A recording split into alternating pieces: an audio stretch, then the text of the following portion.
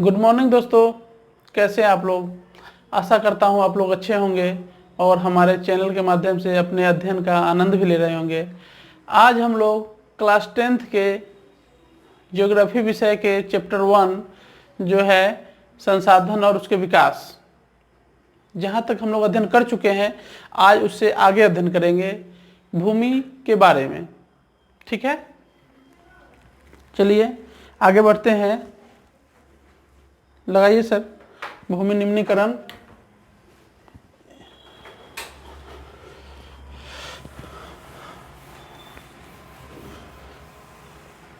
चलिए बच्चों, कल तक जहाँ पढ़ चुके थे उससे आगे हम लोग बढ़ेंगे। यहाँ पे आते हैं भूमि निम्नीकरण और संरक्षण उपाय। यहाँ पे एक महत्वपूर्ण शब्द है निम्नीकरण। निम्नीकरण का अर्थ क्या होता है? निम्नीकरण का अर्थ होता है उसका ह्रास होना। ठीक है, किसी भी चीज़ का अगर हम सही ढंग से उपयोग करते हैं तो अच्छा है, अन्यथा उसका ह्रास होना निश्चित है।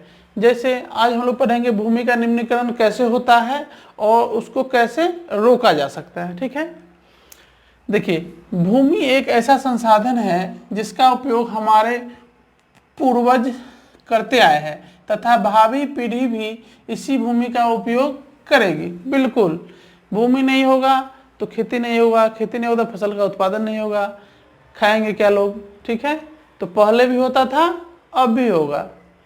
चलिए आगे बढ़ते हैं। भोजन, मकान और कपड़े की अपनी मूल आवश्यकताओं का 95% भाग भूमि से प्राप्त करते हैं। बिल्कुल, पिछले वीडियो में हम लोगों ने जाना था कि मनुष्य अपनी आवश्यकताओं का 95% भाग जो है भूमि से प्राप्त करता है। अगर भूमि नहीं होगा तो उसकी जरूरतें पूरी नहीं होंगी। चलिए आगे बढ़ते हैं। मानव कार्यकलापों के कारण न केवल भूमि का निम्नीकरण हो रहा है, बल्कि भूमि को नुकसान पहुंचाने वाली प्राकृतिक ताकतों को भी बल मिला है। बिल्कुल, हमारे क्रियाकलापों के द्वारा भूमि का क्षरण हो रहा है या भूमि का ह्रास हो रहा है, उसको ही हम निम्नीकरण भी कहते हैं या कह सकते हैं। ठीक है, अब देखिए, एक महत्वपूर्ण बात यह भी है कि मानव के क्रियाकलापों द्वारा प्राकृतिक ताकतों को भी बल मिला है जो भूमि को नुकसान पहुंचाता है। इसका तात्पर्य यह है कि हम लोग जंगल की कटाई करते हैं, वनों की कटाई के पश्चात वहाँ का जो मिट्टी है वह बारिश के माध्यम से या हवा के माध्यम से उड़ जाती है और समुद्र में जाके मिल जाती है, तो भूमि का क्षरण हो गया, भूमि का निम्नीकरण हो गया। ठीक है, अगर मनुष्य जंगल नहीं काटता तब तो ऐसी स्थिति उत्पन्न नहीं होती। इसीलिए यह कहा गया है कि मानवीय क्रियाकलापों के द्वारा वैसे प्राकृतिक ताकतों को भी बल मिला है जो भूमि निम्नीकरण का कारण बनता है। चलिए आगे बढ़ते हैं। इस समय भारत में लगभग 13 करोड़ हेक्टेयर भूमि निम्नीकृत है। जितना भी भारत का क्षेत्रफल है उसमें से 13 करोड़ हेक्टेयर भूमि निम्नीकृत है। इसमें से लगभग 28% भूमि निम्नीकृत वनों के अंतर्गत आता है। जो वनों के अंतर्गत निम्नीकृत की श्रेणी में आता है उसका कितना प्रतिशत है? 28%। 56% क्षेत्र जल अपरदित है और शेष क्षेत्र लवणीय और क्षारीय है। बिल्कुल, जितने भी निम्नीकृत क्षेत्र है उनका वर्गीकरण इस प्रकार से किया गया है। चलिए आगे बढ़ते हैं।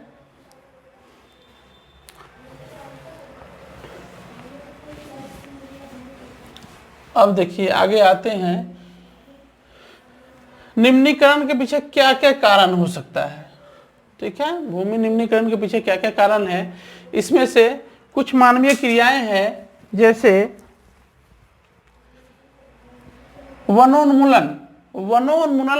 उन्मूलन का तात्पर्य है वनों की कटाई करके वहां पे उद्योग धंधे या कृषि कार्य हेतु या रोड बनाने के लिए, रेलवे लाइन बिछाने के लिए जो भूमि का उपयोग किया जाता है उसे हम वनोन्मूलन कहते हैं। ठीक है, वनोन्मूलन का अर्थ आप लोग समझ गए होंगे। चलिए आगे बढ़ते हैं। अति पशुचारण। अति पशुचारण बहुत ही महत्वपूर्ण शब्द है, इसका अर्थ अभी हम लोग जानेंगे। अति पशुचारण का अर्थ है कि अत्यधिक मात्रा में जानवरों के द्वारा चरा गया भूमि। देखिए, भूमि पे जो पौधे उत्पन्न होते हैं, जो पादप होते हैं, उसे पशु अगर लगातार चरते रहे तो उन्हें विकास करने का मौका नहीं मिलेगा, विकास नहीं होगा, तत्पश्चात वहाँ की भूमि अच्छी नहीं हो पाएगी। क्यों नहीं हो पाएगी? क्योंकि अगर पौधा नहीं रहेगा तो मिट्टी की जो पकड़ है वो मजबूत नहीं होगी, इसीलिए उनका निम्नीकरण निश्चित है। ठीक है, तो ये एक बात है जो अति पशुचारण के माध्यम से हम लोग जान पाए हैं। अब देखिए खनन, खनन ने भी भूमि के निम्नीकरण में मुख्य भूमिका निभाई है। बिल्कुल, खनन के कारण भी भूमि का बहुत ही निम्नीकरण हुआ है, बहुत ही ह्रास हुआ है। खनन के उपरांत खदानों वाले स्थानों को गहरी खाइयों और मलबे के साथ खुला छोड़ दिया जाता है, जिसके कारण भूमि निम्नीकरण होता है। अब देखिए खनन के कारण किन किन राज्यों में भूमि निम्नीकरण की समस्या उत्पन्न हुई है। उनमें महत्वपूर्ण राज्य है झारखंड, छत्तीसगढ़, मध्य प्रदेश और उड़ीसा। ये ऐसे राज्य है जहाँ पे खनन के कारण भूमि निम्नीकरण की समस्या उत्पन्न हुई है। ठीक है, अगर क्वेश्चन पूछा जाए कि इनमें से किन राज्यों में खनन के कारण भूमि निम्नीकरण की समस्या उत्पन्न हुई है, ऑप्शन में दे दिया जाए बिहार, झारखंड, उत्तर प्रदेश, वेस्ट बंगाल, तो हम लोग कौन सा ऑप्शन मारेंगे? झारखंड। ठीक है, इस प्रकार का क्वेश्चन ऑब्जेक्टिव में पूछा जाता है। चलिए आगे बढ़ते हैं। अब है वनोन्मूलन। वनोन्मूलन के कारण किन राज्यों में भूमि निम्नीकरण की स्थिति उत्पन्न हुई है? उनमें महत्वपूर्ण राज्य है गुजरात,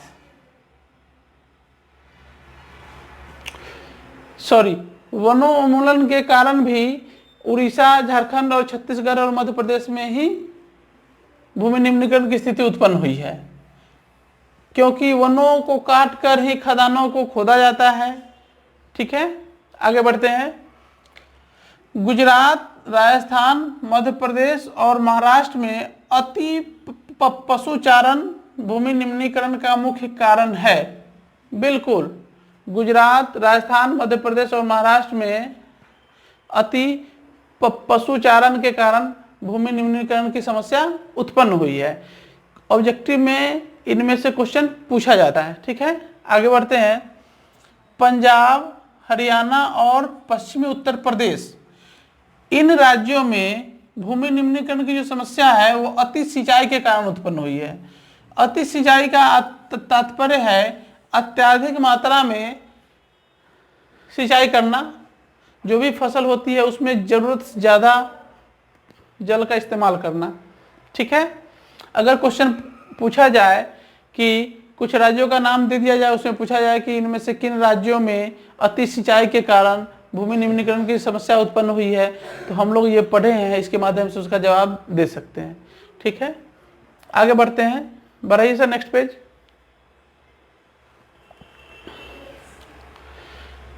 देखिए अब आते हैं संरक्षण के उपाय पर। भूमि निम्नीकरण से कैसे बचा जाए, कैसे रोका जाए। ठीक है, भूमि निम्नीकरण की समस्याओं को सुलझाने के लिए कई तरीके हैं। पहला है वनारोपण। वनारोपण का तात्पर्य है वनों को रोपना, वनों को रोपना ताकि भूमि निम्नीकरण से निजात पाया जा सके। ठीक है, और है चरागाहों का उचित प्रबंधन। बिल्कुल, अगर चरागाहों का उचित प्रबंधन होता है तो जानवरों को पेट भरने में भी दिक्कत नहीं होगा और हमारे वातावरण को भी नुकसान नहीं पहुंचेगा। ठीक है, ये सब चीज़ें जो है भूमि निम्नीकरण में मददगार साबित हो सकती है। ठीक है, ये एक महत्वपूर्ण शब्द ये भी है, पेड़ों की रक्षक मेखला या शेल्टर बेल्ट। इंग्लिश में शेल्टर बेल्ट कहते हैं, हिंदी में क्या कहते हैं? रक्षक मेखला। रक्षक मेखला क्या है? जैसे हमारा खेत होता है, उदाहरण के तौर पे मैं आपको यहाँ बता रहा हूँ, ये हो गया खेत, चारों तरफ उसका हो गया मेड़। ठीक है, यहाँ पे चारों तरफ पौधों को लगा करके, पेड़ को लगा करके भी भूमि निम्नीकरण को रोका जाता है। ठीक है, इसी क्रिया को हम रक्षक मेखला कहते हैं।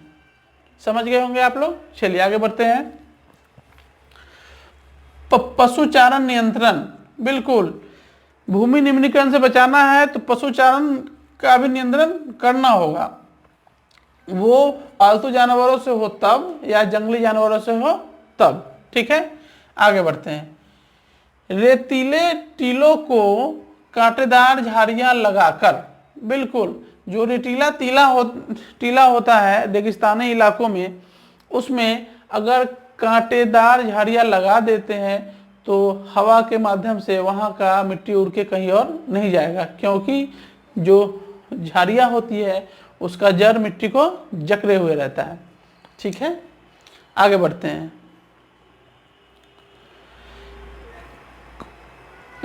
बंजर भूमि के उचित प्रबंधन, खनन नियंत्रण और औद्योगिक जल का परिष्करण के पश्चात विसर्जित करके जल और भूमि प्रदूषण को कम किया जा सकता है।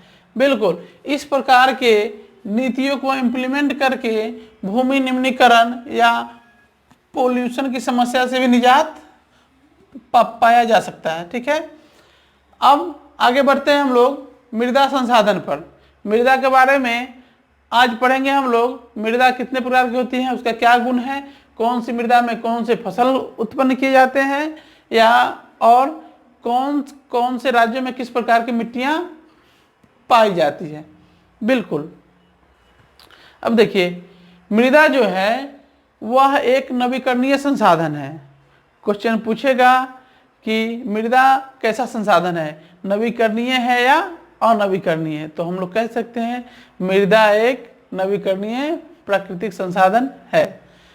चलिए आगे बढ़ते हैं। मृदा पौधों के विकास का माध्यम है। बिल्कुल मृदा ही है जिसके माध्यम से पौधों का विकास होता है। मृदा पृथ्वी पर विभिन्न प्रकार के जीवों का पोषण करती है। मृदा एक जीवित तंत्र है। बिल्कुल ठीक है, मृदा के माध्यम से ही जीवों का पोषण होता है। मृदा क्या है, एक जीवित तंत्र है। अब देखिए यह इस चित्र के माध्यम से हम लोग मृदा के बारे में जानेंगे। आप लोग अपने आसपास किसी भी काम के लिए मिट्टी खोदते हैं, गड्ढा खोदते हैं, उनमें विभिन्न प्रकार की मिट्टियों का परत दर परत देखते हैं, हम लोग देख पाते हैं। ठीक है, उसी को दर्शाया गया है यहाँ पर। सभी जगह अलग अलग भिन्न भिन्न प्रकार की मिट्टियां पाई जाती है। ठीक है, लेकिन ये जो है संस्तर कहिए या परत कहिए, बात बराबर ही है। ठीक है, कितने भाग होते हैं मिट्टी का? पहला होता है ऊपरी संस्तर की मृदा, दूसरा होता है उप मृदा अपक्षयित चट्टानें, इसमें बालू, गाद एवं मृतिका होती है। ठीक है, उसके नीचे होता है अधः स्तरीय अपक्षयित आधारी चट्टानें, उसके नीचे होता है अपक्षय रहित आधारी चट्टानें। ठीक है, ये हो गया मृदा का वर्गीकरण। कितने लेयर में है? 1 2 3 4 लेयर में। ठीक है, इस प्रकार की मिट्टियां लगभग सभी जगह पाई जाती है। अब हम लोग देखेंगे कि मृदाओं का वर्गीकरण कैसे कैसे किया गया है। भारत में जितनी भी मिट्टियां उपलब्ध है सबका वर्गीकरण किया गया अलग अलग। ठीक है, मृदा के प्रकार, बस सर बस ऊपर ऊपर ऊपर कीजिए सर, जलोढ़ मिट्टी पे लगाइए।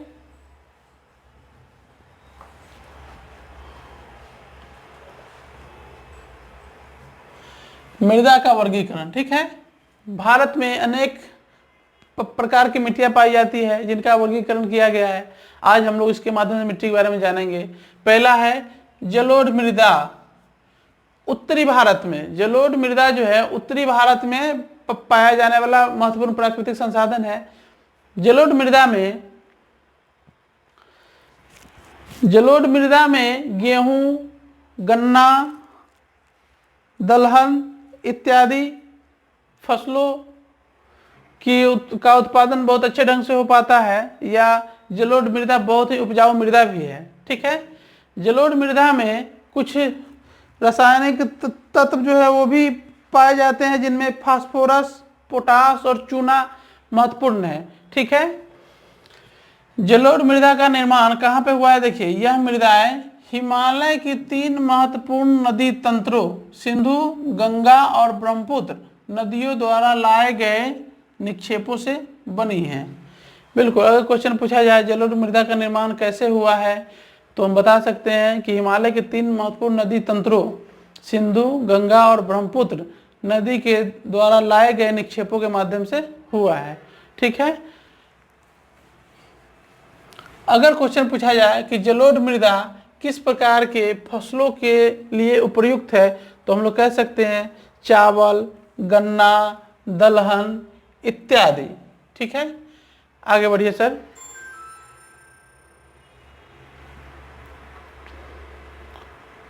अब देखिए, इस नक्शा के माध्यम से हम लोग जान पाएंगे कि भारत के किस भाग में किस प्रकार की मिट्टियां पाई जाती है।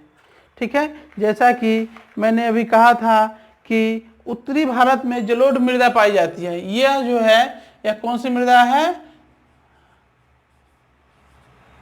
जलोढ़ मृदा है। ठीक है, इस कलर का जो आप देख पा रहे हैं, यह सब जलोढ़ मृदा की श्रेणी में आता है। यह रहा उत्तरी भारत का इलाका। ठीक है, यह जलोढ़ मृदा है और यह जो है, यह दर्शाता है पर्वत को। ठीक है, ये जितनी भी भूमि है सब इसी श्रेणी में आती है, पर्वत की श्रेणी में। ठीक है, आगे बढ़ते हैं। यह हो गया अपना शुष्क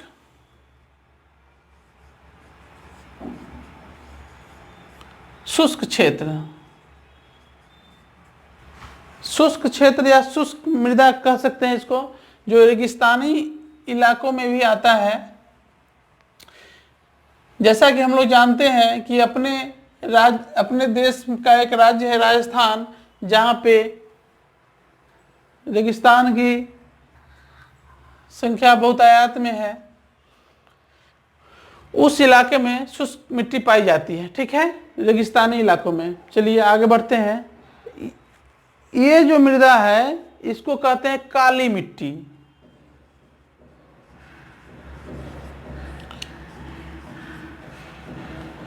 काली मृदा कहते हैं।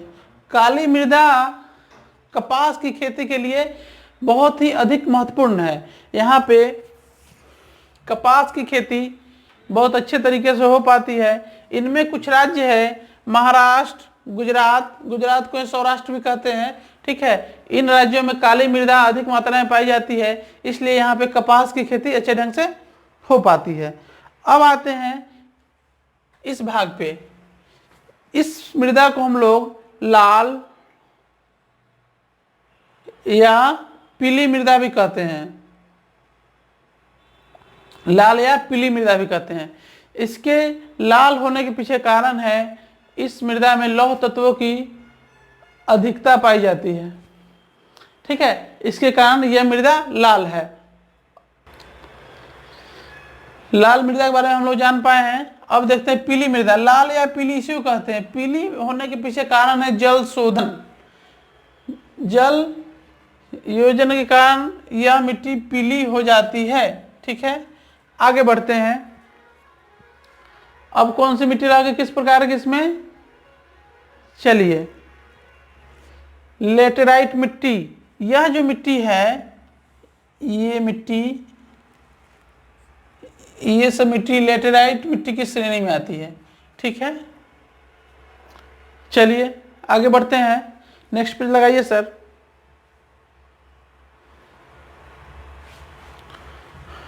मृदा के प्रकार में भारत के नक्शा के माध्यम से हम लोगों ने यह जाना है कि किस क्षेत्र में किस प्रकार की मृदा पाई जाती है। अगर आप लोगों को समझ में नहीं आए तो फिर दोबारा वीडियो रोककर भारत का मैप देखेंगे और उसके माध्यम से यह जान पाएंगे कि भारत के किन क्षेत्रों में किस प्रकार की मिट्टियां पाई जाती है। देखिए, जलोढ़ मिट्टी के बारे में हम लोग जान चुके हैं कि जलोढ़ मिट्टी में कौन कौन सा तत्व मौजूद होता है, किस प्रकार के फसलों के लिए उपयुक्त है। ठीक है, इनमें गन्ने, चावल, गेहूं और अन्य अनाजों एवं दलहन फसलों इस प्रकार की खेती के लिए उपयुक्त है, ये हम लोग जान पाए हैं। आगे बढ़ते हैं, आगे बढ़िए सर, काली मिट्टी पे लगाइए बस। काली मृदा, काली मृदा का रंग काला है। काली मृदा को ही रेगर मिट्टी भी कहा जाता है, ठीक है, काली मृदा को ही रेगर मृदा भी कहा जाता है। काली मृदा के बारे में हम लोग जाने हैं कि यह कपास की खेती के लिए उपयुक्त है, ठीक है। काली मृदा दक्कन पठार क्षेत्र के उत्तरी पश्चिमी भागों में पाई जाती है, ठीक है।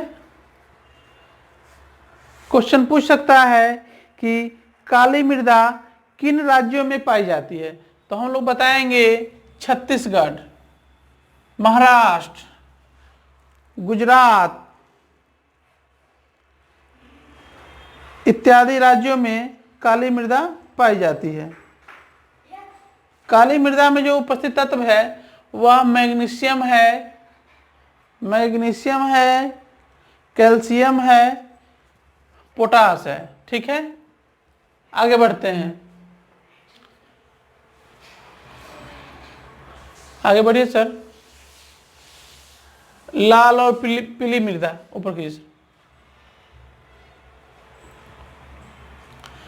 लाल और पीली मृदा। अब देखिए लाल मृदा का क्षेत्र कौन सा है, दक्कन पठार के पूर्वी और दक्षिणी हिस्सों में लाल मृदा पाई जाती है, ठीक है।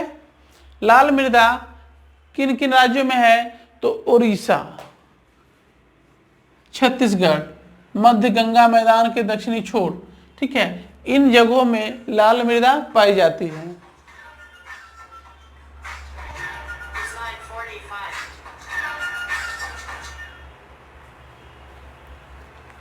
कितना टाइम हो गया?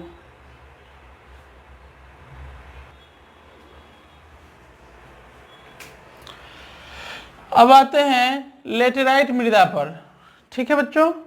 आप लोग अपने पुस्तक के माध्यम से लेटेराइट मृदा के बारे में जानकारी इकट्ठा करेंगे, ठीक है। इसके आगे हम लोग कल पढ़ेंगे और इससे संबंधित जो महत्वपूर्ण सवाल और जवाब होंगे, क्वेश्चंस होंगे, वस्तुनिष्ठ प्रश्न और लघुत्तरीय प्रश्न, उनको भी करेंगे, ठीक है। चलिए, बहुत बहुत धन्यवाद। जय हिंद, जय भारत।